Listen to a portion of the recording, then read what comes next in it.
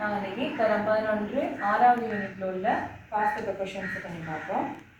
அந்த வகையில் முதலாவது, மனிதனின் குருதி திரவ இலையத்தில் அடங்கியுள்ளதும் இளைய பாய்மத்தில் அடங்கிராததுமான பதார்த்தங்களை மாத்திரம் கொண்ட விடையை தெரிவு செய்ய முடியுது. உங்களுக்கு தெரியும், குருதி திரவத்தை நாங்கள் ஒரு மைய நீக்கல் முறையில் செஞ்சால் முதலாவது சிறுதுணிக்கைகள் படியும். அடுத்து மேலே குருதி திரவ இலையும் படியும். அந்த வகையில் சிறுதுணிக்கையில் 3 இருக்குது: ஆர்பிசி, டபிள்யூபிசி, பிளேட்லெட்ஸ். குருதி திரவ இலையத்தை பொறுத்தவரையில் நாங்கள் சில விஷயங்கள் குருதி திரவ இலையத்தில் காணப்படும். முதலாவது நீர் 92% காணப்படுது. ரெண்டாவது புரோட்டீனில் ஃபைப்ரினோஜன், அல்புமின், குளோபியூலின் போன்ற புரோட்டீன் வகைகள் காணப்படுது. அடுத்து போஷணையை பொறுத்தவரையில் நான் போஷணை நிறைய பார்க்கலாம். மோனோசாக்கரைட்ஸ் போஷணையை பொறுத்தவரையில்னா ஒவ்வொரு அந்த லிபிட், புரோட்டீன், கார்போஹைட்ரேட்டு சிறிய பதார்த்தங்கள் தான் நான் போஷணை குறிப்பிடாக காணப்படும். உதாரணம் மோனோசாக்கரைட்ஸ், அமினோ அமிலங்கள், அடுத்து ஃபெட்டி ஆசிட்னு சொன்னால் கொழுப்பு அமிலங்கள், கிளிசரோல் போன்றவைகள் காணப்படும்.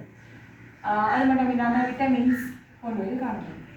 அடுத்தது நைட்ரஜன் உப்புக்கள் காணப்படும். யூரியா, யூரிக் அமிலம், கிரியேட்டினைன் போன்றவைகள். அடுத்தது வாயுக்கள் காணப்படும். ஆக்சிஜன், CO2 போன்ற வாயுக்கள். அடுத்து N2 வாயுகள் காணப்படும். அடுத்து பிறப்பொருள் எதிரி பதார்த்தங்கள் காணப்படும். அந்த வகையாக உங்களுக்கு முதலாவது கேள்வி, இந்த முதலாவது விடையை பார்த்தா குளுக்கோஸும் ஆக்சிஜனும். இங்கே ஆக்சிஜன் வாயு இருக்குது, ஆனால் குளுக்கோஸ் இல்லை. அதனால் அந்த குளுக்கோஸ்னு சொல்கிற ஆன்சர் வராது.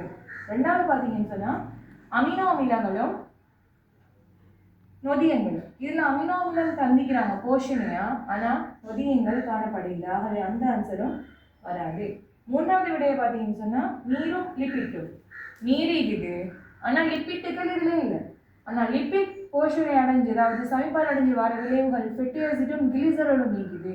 ஆனால் முழுமையான லிப்பிட் இல்லாததுனால அந்த ஆன்சரும் வராது. ஆகவே மூன்றாவது ஆன்சரும் வராது. அடுத்தது ஃபைப்ரினோஜன், அல்புமின். அதுவே புரோட்டீனில் ஃபைப்ரினோஜன், அல்புமின், குளோபியூலின் போன்ற புரதங்கள் காணப்படும்.